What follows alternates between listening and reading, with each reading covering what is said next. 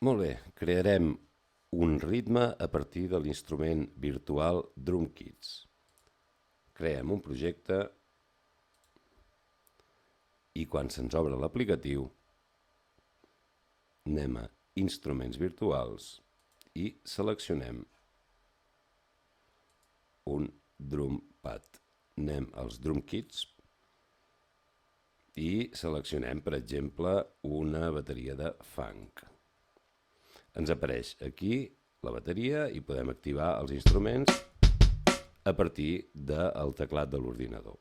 És molt important, quan gravem instruments virtuals, baixar la velocitat, els BPMs. Seleccionem el metrònom, que ens donarà 4 bits abans de començar a gravar. I ja ho tenim a punt per poder gravar el ritme. Atenció, 4 clics abans de començar.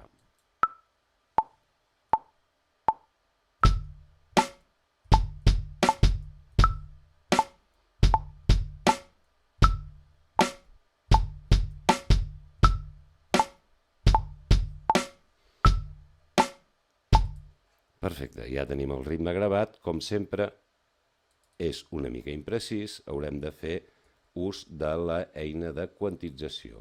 Seleccionem tots els cops que hem fet i apliquem quantitzar.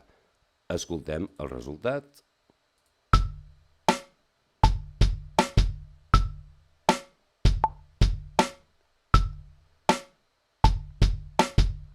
Com veieu, hi ha algun valor desajustat. Ara us mostrarem com fer-ho, així com gravar el hi-hat.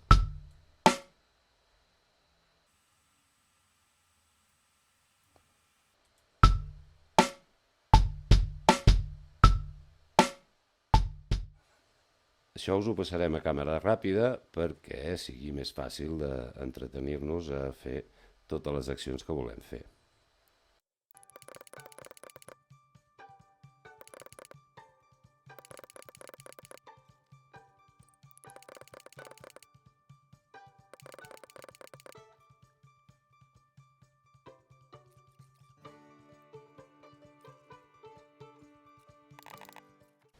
Bé, i ara per acabar, ja que tenim el ritme ben quantitzat i amb tots els instruments sonant tant com volíem, podem retornar la velocitat a 120 BPMs i ja tenim el nostre ritme sonant tal com volem.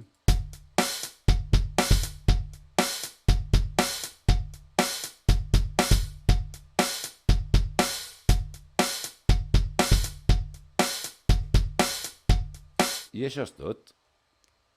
No oblidem de sempre desar els projectes, si no ens desapareixen. I en podríem dir